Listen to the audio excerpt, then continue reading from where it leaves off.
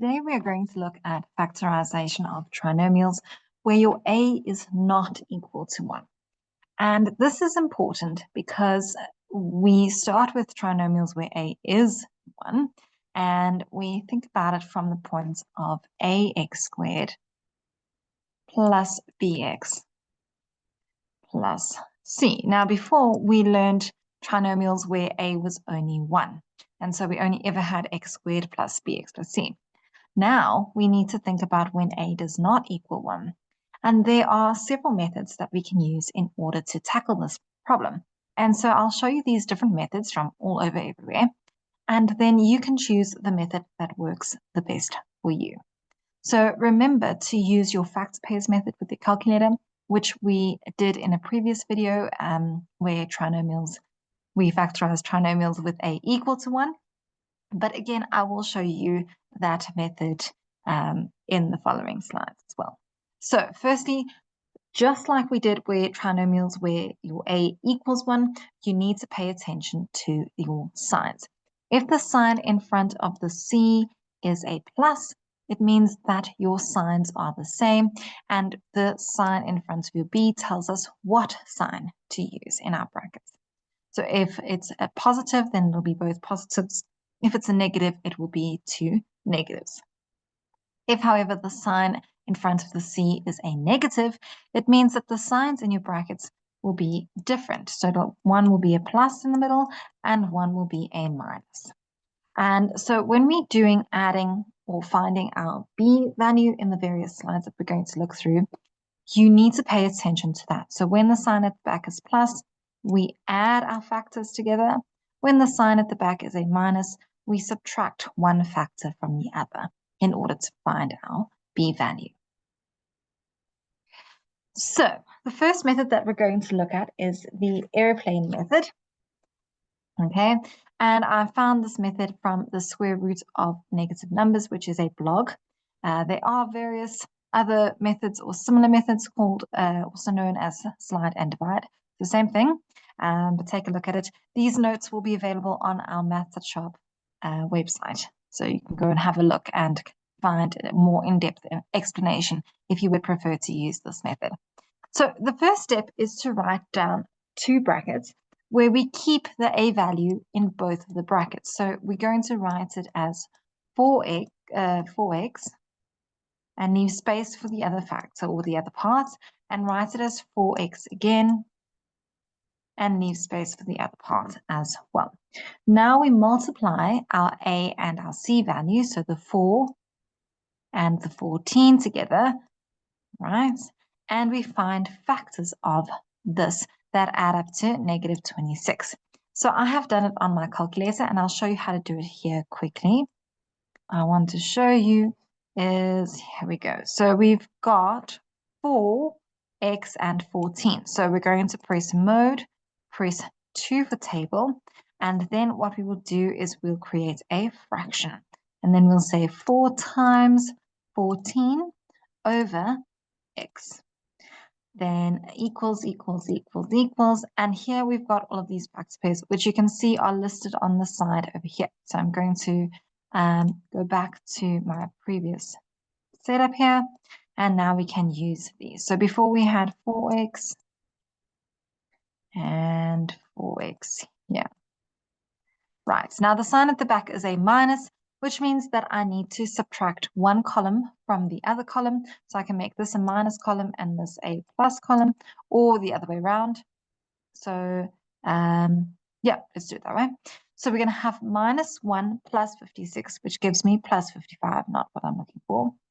Minus 2 plus 28 gives me 26. So in fact, I've put the signs the wrong way around.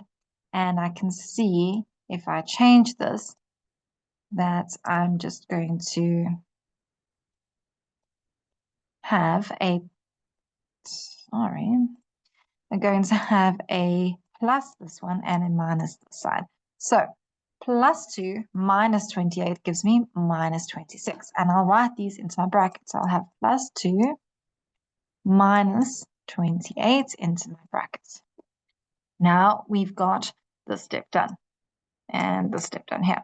Now it says to take out a common factor. So remember that we put in 2 4s and there's only 1 4. So we need to take out a 4. And we can see in the second bracket that we've got a 4 here, and 28 divided by 4 is 7. So you'll have 4 times 4x plus 2, and you'll have x minus 7 all over, and here's your wheels, 4. Okay, so can you see these are the airplane wings, these are your wheels, or if you think about it, this is your slide and divide. So that's just to get rid of that extra 4 that we initially put in. So our final solution is going to be 4x plus 2 and x minus 7.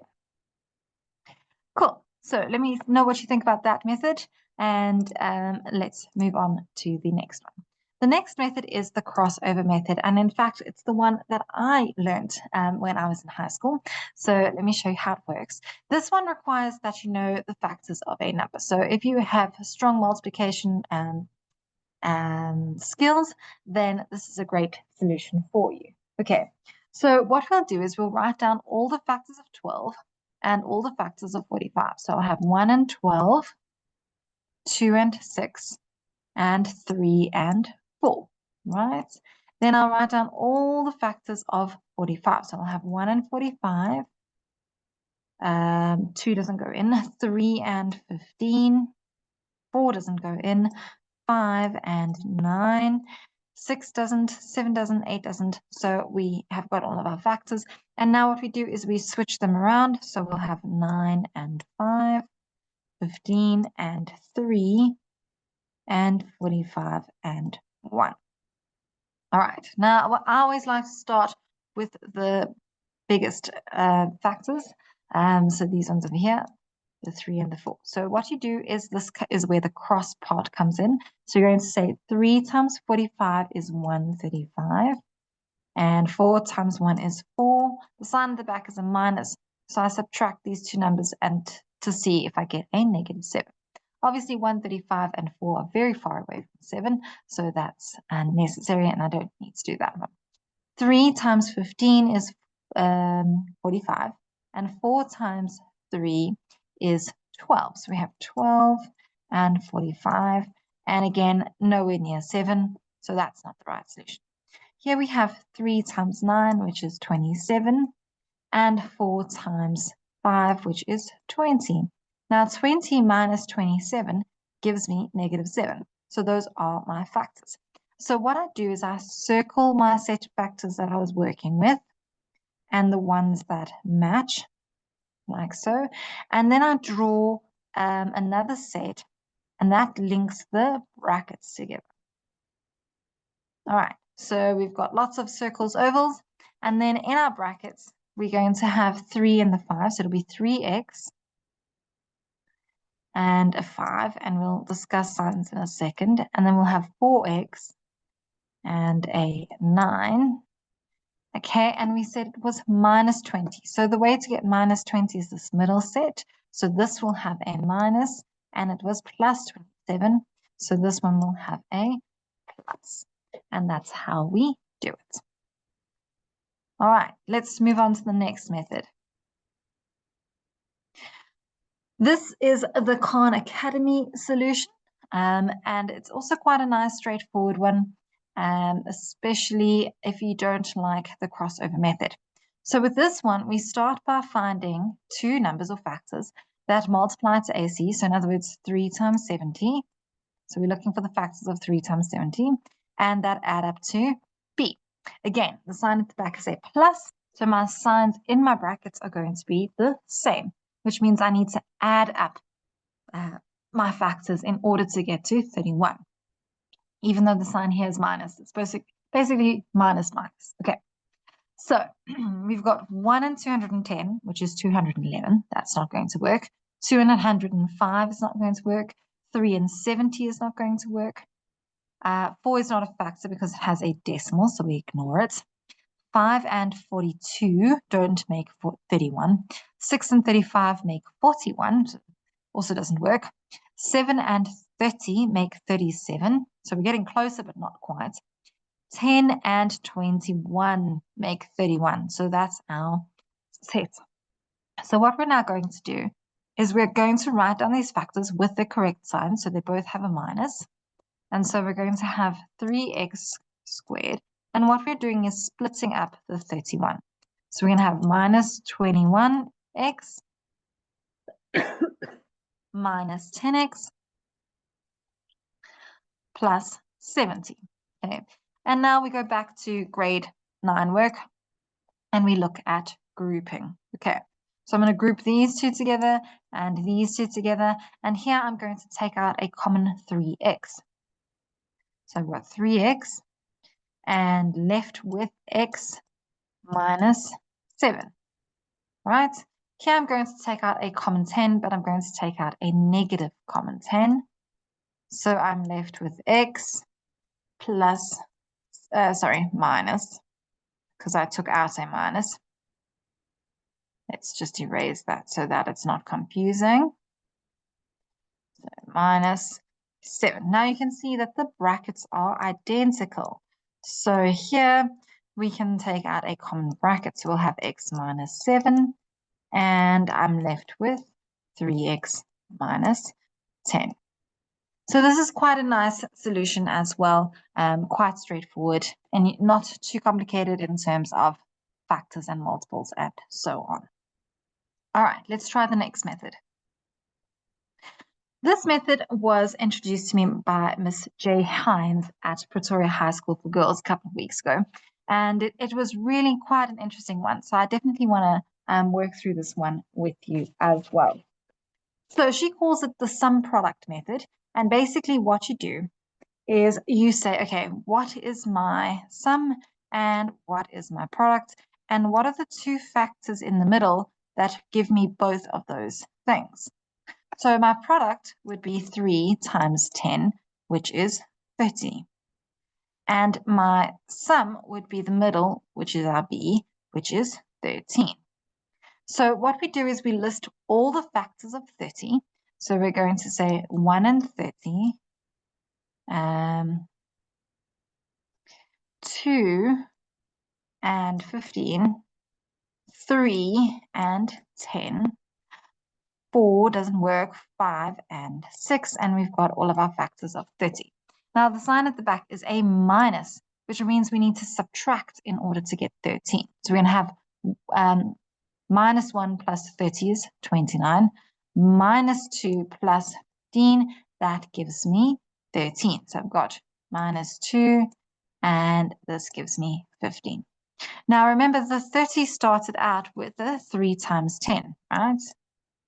So can we take out a 3 from one of the factors? Yes, we can. It's 15. So that breaks down into 3 and 5. So our 3's basically cancel, and what we're left with is a 5. So when we write our factor, we write these two together, the 3 and the 2. So we'll have minus 2, and a plain x and plus 5. And if we check that, we've got minus 2x plus 15, and that minus 2 plus 5 gives us 10. So we are in fact correct, and we are done.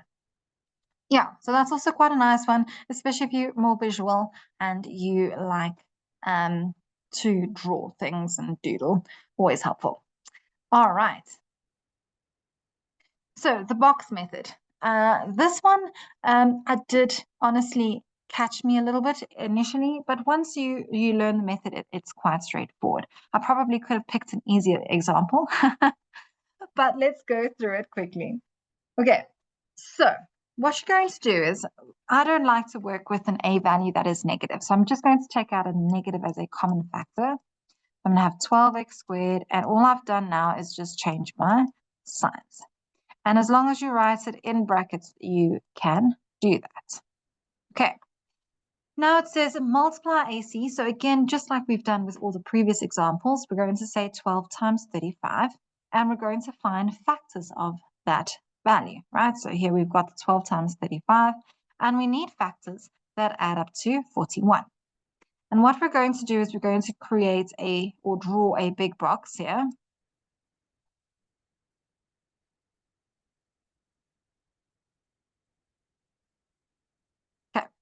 So what we do is in this box, we put our ax squared, so which is this one here. So we've got 12x squared. And in this box, we put our c value, which is we're using the plus 35. We don't like the negatives. Okay. Now we look for factors that give us 41, a negative 41. But because our sign at the back is a plus, we know both signs are negatives. And we're going to add the two factors together. So 1 plus 420, no. 2 plus 210, no. 3 and 140, no. 4 and 105, no. 5 and 84, no. 6 and 70, also doesn't give me 41. 7 plus 60, no. 8 and 9 are not factors. 10 and 42, unfortunately not. 11 is not a factor. 12 plus 35 gives me 47, close, but still not a factor. 14 and 30 give me 44. 15 and 28 give me 43. So we're getting closer. 16, 17, and 18 are not factors. 19 is not a factor. So we've got 20 and 21, which add up to 41. So it's still the very last set of factor pairs that we looked at. So here we're going to put in, it doesn't matter in which order you do it, just a minus 20x and a minus 21x. Now what you do is for each row and each column, you take out a common factor and you use the sign that is in the front box. So here I've got 12x squared and 21x. So my common factor here is 3x. Here, the sign at the front is a minus, so I'm going to put in a minus. 20, the common factor of 20x and 35 is 5. Then we go down the table. So because it's the first one is a plus, we keep the sign as a plus. Our common factor here is 4x. The sign at the top is a minus, and the common factor here is 7.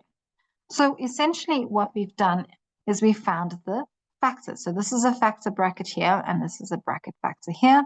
And so we just write it down. So we have 4x minus 7 and 3x minus 5, and all done. So this is a little bit more complicated, but again, it's about being organized and being able to take out a highest common factor. So if that's something that you're good at, this is definitely a great technique. The last method that we can use is to solve using a calculator. And to do that, I'm going to pull out my calculator for you. Right.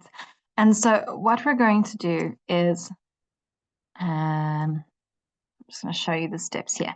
So the step 1 is to type in this function into your table mode. To get to table mode, we press mode and 2 for table. Now we type in the expression, and remember that we use a negative sign and not the minus sign to make a negative in front of our 5. To make an x, we press RCL twice. We can also press L for RCL, but I'm lazy, so I use RCL twice. Squared plus 17 RCL minus 6. Okay, then we press equals. Now we're going to leave function 2 blank because there's no point in adding a second function here. And we're going to leave our start and our step as 0 and 1. And you'll see as you scroll through the table, what you're looking for is the point where your answer is 0. So if I scroll, I can see that x is equal to 3 when the answer is 0. Okay, so x is equal to 3, which means that your factor would actually be x minus 3. Now, if we scroll through the table, we'll see that this just is negative. And if we go back up here, these are just negative as well, okay, because it's parabola and it's a negative parabola, so it looks like that. But we need to find the other 0. So we look for the place where it changes between a positive and a negative. And you can see that that is between the number 0 and 1. So what we do is we scroll through the table. So press on, press equals, and at our step, we make our step 1 over and the value of a, which in this case is 5. We don't need to put a negative there. So your step is just a positive version of that. And press equals. Now you can see the point answer is 0 is at 0,4. And we know as a fraction that is actually written as 2 over 5. So we can write our solution. Our first one was x minus 3. Right? And our second solution is x is equal to 2 over 5. Right?